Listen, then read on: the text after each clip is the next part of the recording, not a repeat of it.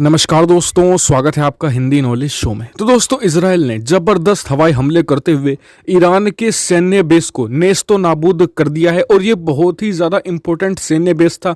यहाँ से ही सारी गतिविधियाँ चलाया करता था ईरान पूरे मिडिल ईस्ट में, और इसने बहुत ज़्यादा टेंशन क्रिएट कर दी है। सब कुछ डिटेल में आपको बताने वाला हूँ, साथ ही आपको मैं ये भी बताऊंगा कि क्यों अब इजराइल जो हवाई हमले कर रहा है उसमें फाइटर जेट्स का नाम क्यों नहीं ले रहा है, कारण क्या है, और उसमें खासकर F-35 का मेंशन क्यों नहीं किया जा रहा है। सब कुछ डिटेल से बताऊंगा, मेरे साथ अंत तक आप जुड़े रहिएगा। तो दोस्तों, वीडियो को हम शुरू कर लेते हैं।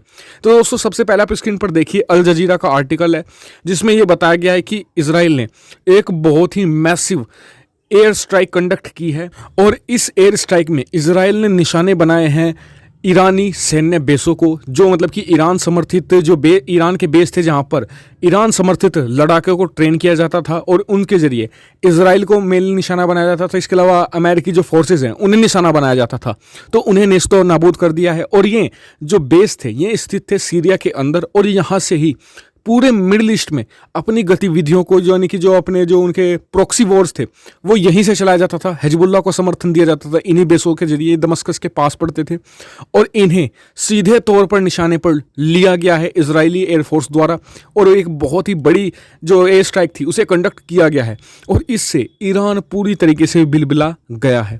ईरान ने कहा है कि वो जबरदस्त इसका बदला जरूर लेकर रहेगा। तो और जान लीजिए कि इजराइल ने इन्हें निशाना अब क्यों बनाया है, या तो पहले क्यों नहीं बनाया या फिर बाद में बना सकते थे, ये समय क्यों है। कारण इसका ये है कि इजराइल हथियाने वाला है जॉर्डन वैली को, जो फिलिस्तीन का इलाका माना जाता है यूएन के अनुसार, यूनाइटेड नेशन के अनुसार, और इजराइल ने प्लान बनाया है उसके एनेक्सेशन का, उसके अधिग्रहण का। और इजराइल के प्रधानमंत्री बेंजामिन नेतन्याहू के बनाए गए प्लान के अनुसार तो अब तक ये काम हो जाना चाहिए था, लेकिन यूरोपियन यूनियन के दबाव के कारण अभी इसे 1 महीने के लिए टाल दिया गया है।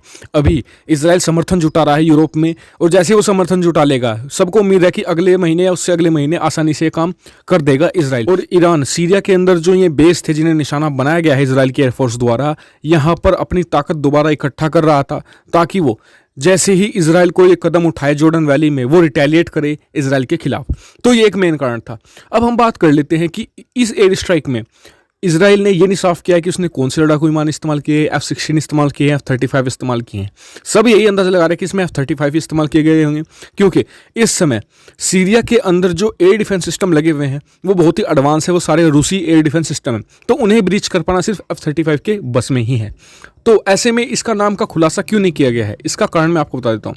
दरअसल इजराइल को लगता है कि अब डोनाल्ड ट्रंप को जीत पाना बहुत ही मुश्किल काम है। अगर डोनाल्ड ट्रंप हार जाते हैं और दूसरी तरफ कोई डेमोक्रेट राष्ट्रपति जैसे कि जो बाइडेन जीत जाते हैं, तो जिस तरीके से संदेश जा रहा है डेमोक्रेटिक सांसदों के बीच में कि इजराइल अमेरिकी टेक्नोलॉजी का गलत इस्तेमाल कर रहा है, लगातार वो ऐसे काम कर रहा है मिडिल ईस्ट में जिससे कि टेंशन बढ़ रही है, जैसे कि एक ईरान के अंदर घुसकर F-35 ने, जो इजरायली F-35 थे, उन्होंने एयर स्ट्राइक कंडक्ट कर दी थी, जिससे कि ये बहुत ही गलत संदेश गया था अमेरिका के अंदर कि वो इजराइल टेंशन बढ़ा रहा है अमेरिकी हथियारों से। तो ऐसे में इजराइल को डर ये है कि अगर जो बाइडेन, जो डेमोक्रेट हैं एक, वो इलेक्शन जीत जाते हैं, तो वो आने वाले समय में इजराइल को जाने वाले जो अत्याधुनिक हथियार हैं शायद उन पर या तो रोक लगा दे या फिर उनकी संख्या सीमित कर दे। तो उससे बचने के लिए उन्होंने जो अब जो हथियारों का नाम है वो उजागर करना बंद कर दिया गया है, क्योंकि इजराइल बाकी मामले में तो आत्मनिर्भर है भाई। एयर डिफेंस उसका दुनिया का सबसे बेहतरीन है, डेविड स्लिंग्स, उसके पास सबसे बेहतरीन मिलिट्री इक्विपमेंट है जो थल सेना के लिए है। लेकिन बात करें एयरफोर्स के लिए,